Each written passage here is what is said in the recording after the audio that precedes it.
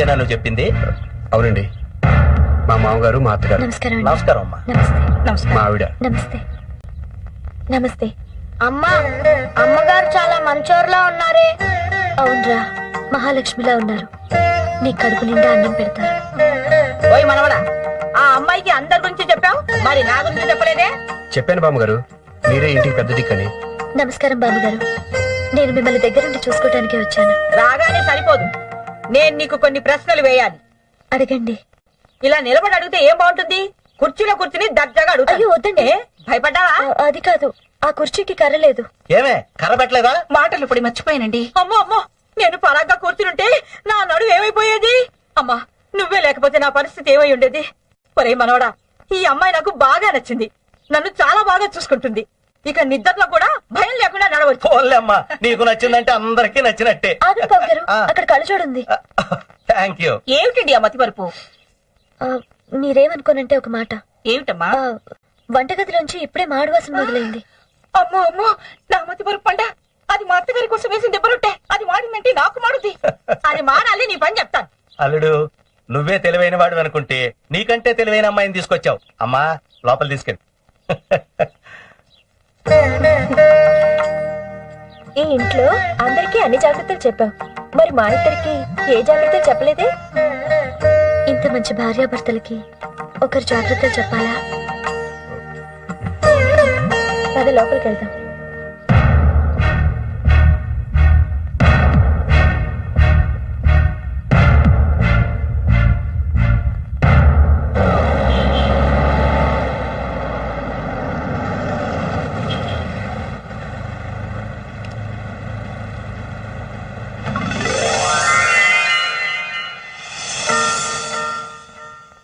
No no no no no నేను banana కాదండి, Apple.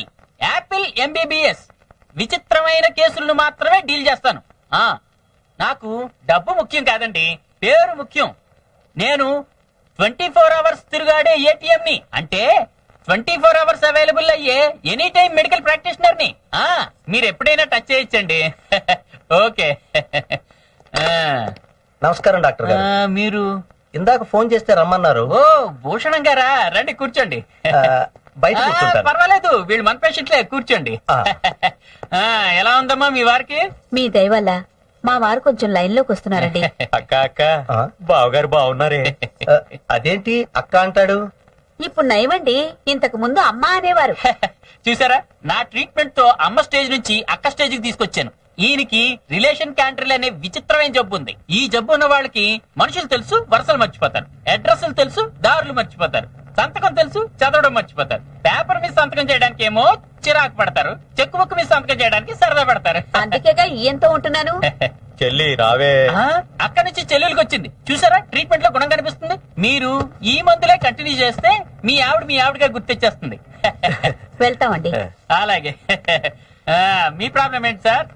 Problem నాకు కాదు, మా అమ్మగారికి. మీ అమ్మగారికి ఏంటో ప్రాబ్లం? నిద్దట్లో నడుస్తుందండి. నడవరుగా. డోంట్ వరీ, తగ్గించేస్తాను. ఎప్పటి నుంచి ఉంది ప్రాబ్లం? 30 సంవత్సరాల నుంచి. అబ్బో, ముదిరిపోయి ఉంటుందే. తగ్గదంటారా? తప్పకుండా తగ్గించేస్తాను. ఇంతకీ మీ అమ్మగారు మీకంటే ఎన్నేళ్ళు చిన్న? మా అమ్మగారు నాకంటే చిన్న ఏమిటండి? కంగారు పడద్దు, మీ కండిషన్ టెస్ట్ చేస్తున్నా. నాకు మీ కండిషన్ మీదే డౌట్ గా ఉంది. అయినా ఏ పుట్టలో ఏ బాగుందో. అమ్మకు ట్రీట్మెంట్ చేయించి చూద్దాం. ఏంటో అంటున్నట్టున్నారు. అబ్బే ఏం లేదు.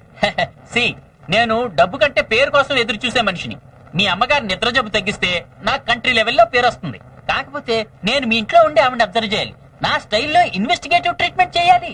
ఇన్వెస్టిగేటివ్ ట్రీట్మెంటా? ఎస్. పేషెంట్ కి నేను డాక్టర్ అన్న విషయం అస్సలు తెలియకూడదు. తెలిస్తే వాళ్ళు ఫ్రీగా ఉండరు. అప్పుడు నేను నా ఇన్వెస్టిగేటివ్ ట్రీట్మెంట్ అస్సలు చేయలేను. ఓహో, సరే, తెలియకుండా జాగ్రత్త పడదాం. బయలుదేరదామా?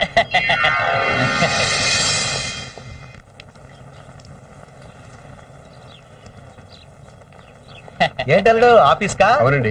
ఈయన డాక్టర్ యాపిల్ ఎంబీబీఎస్. అదేంటండి ఆ పేరు పెట్టుకున్నారు? An apple A day keeps doctor away, అందుకే ఆ పేరు పెట్టుకున్నాను. అది సరే, ఇంతకీ డాక్టర్ ఎందుకు తీసుకొచ్చారు? బామ్మకి నిద్రలో నడిచే అలవాటు ఉంది కదమ్మా, అది పోగొడతానంటే తీసుకొచ్చాను. ఎందుకండి?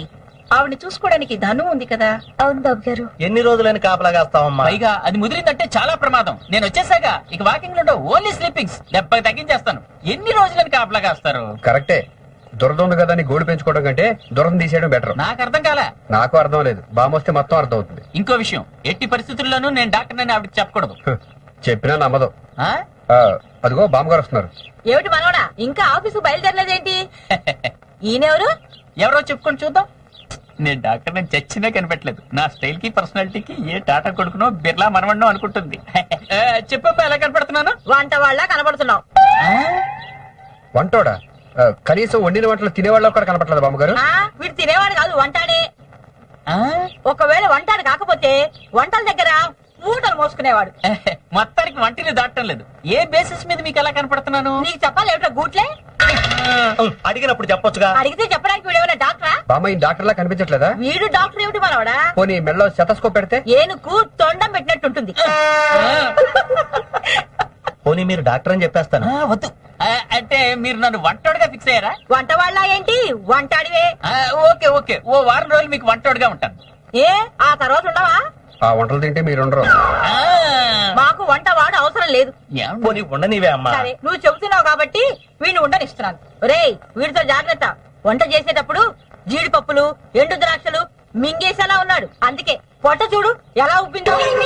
రేయ్ ఇంతకీ నువ్వే వంటలు వండుతావు? అన్నాలు కూరలు వండుతాను, కూరలోకి అన్నాలు వండుతాను. రేయ్ నిన్ను చంపుతాను రోయ్. అమ్మా ఎందుకే మాటి మాటికి ఒరే ఒరే అంటావు? వీడి మొహం నాకు నచ్చలేదురా. లేకపోతే చూడటానికి బాగుండదండి.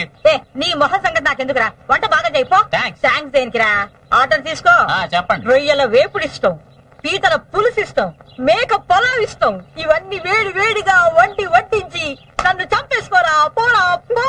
కేసు ఈజీ అనుకున్నాను గానీ ఇంత టిపికల్ అనుకోలేదు. నాకు చాలా భయంగా ఉంది. డోంట్ వరీ, ఇలాంటప్పుడే గుండె దిట్ట చేసుకోవాలి. ఏంటో డాక్టర్ నేను అనాల్సిన మాటలు మీరు అంటున్నట్టుగా అనిపిస్తుంది. అయినా ఒక్కసారి నేను పేషెంట్ చేయబట్టుకున్నానంటే వాడన్నా పోవాల్సిందే, నేనన్నా పోవాల్సిందే. నువ్వెందుకు పోతావు? వాడే పోతాడు. రేయ్ నాతో రారా, వంటగా చూపిస్తాను రా.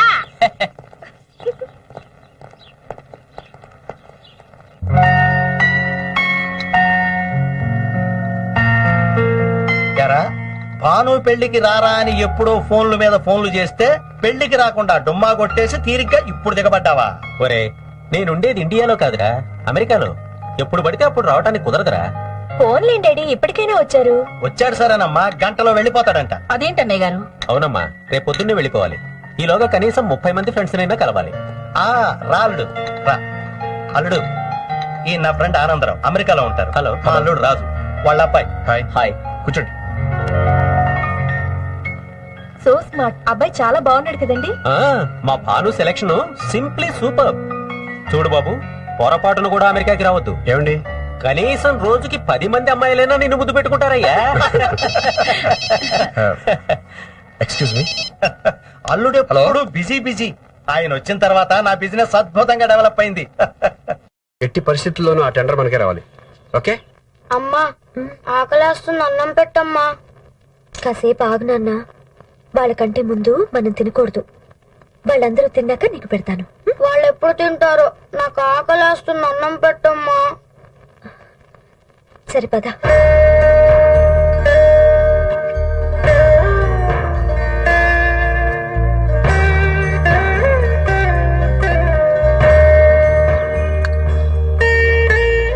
తిన్నా, ఆకలేస్తుందన్నావుగా, తిను.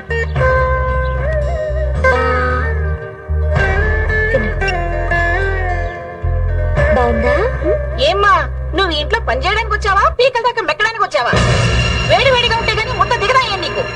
నేను తింటం లేదమ్మా, వాడు ఆకలిని ఏడుస్తుంటేను. ఆహా, వండినట్టే దొరగారికి వడ్డించేస్తే ఇప్పుడు మిగిలిపోయిన ఎవరు తింటారమ్మా? ఏంట్రా చూపు, ఇక్కడ రాకముందు రోజు బిర్యానీ వండి పెట్టేది మేమ నీకు. సర్లే తినాడు. ఇదిగో నీకిదే ఆఖరిసారిగా చెప్తున్నాను, ఇంకెప్పుడైనా మాకంటే ముందు తినారో ఊరుకునేది లేదు. గోరు ముద్దలు పెడుతూ ముడిసిపోతూ కూర్చోక త్వరగా వచ్చాయి. లోపల పనుంది, కొంచెం ఆలోచిస్తే చాలు నెత్తికెక్కి కూర్చుంటారు. నువ్వు తిన్నా, అమ్మగారు తిట్టింది నిన్ను కాదు, నన్ను.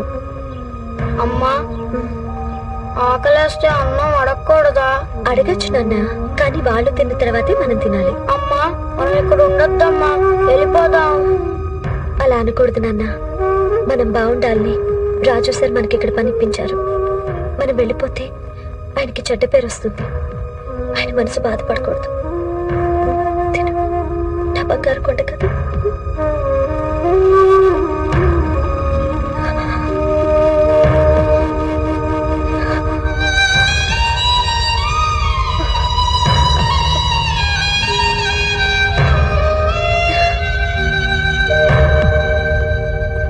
పోనీలేంటి మామగారు, ఆ ఏజెన్సీ కోసం సమతా గ్రూప్ తో ఎంత పోటీ పడ్డాం.